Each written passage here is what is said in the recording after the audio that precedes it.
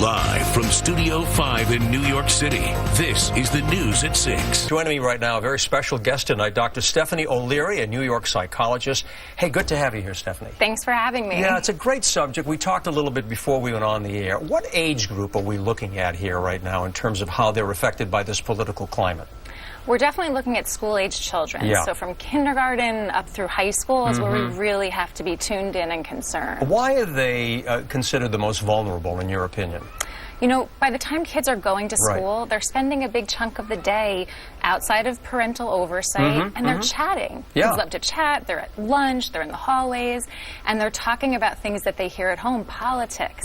Then the facts might not always be accurate. Yeah, and they do talk a lot. I mean, these kids, whether on a school bus or wherever, they're really discussing it. You got social media, you got everybody coming at them. Absolutely. What's the worst that can happen with this kind of information? So really, worst case scenario is kids get a hold of wrong information, and it's sensationalized. So they may hear things about being deported or potential war, and kids take things at face value. So they're really going to take it to heart and become anxious and stressed. If you want to open up the subject, if you want to talk to your children about what's going on, how do you do that? What's the best way? So the best way first is to listen to them. Yeah. So if kids are chatting about it, you overhear something, jump in, ask, do you have a question?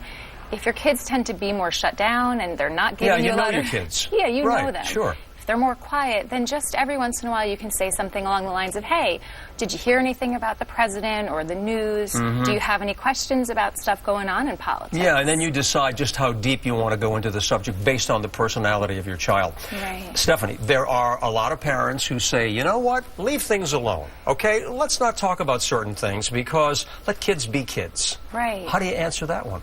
I think there's always that urge to protect our kids. Yes. But with this issue of politics, it's pervasive.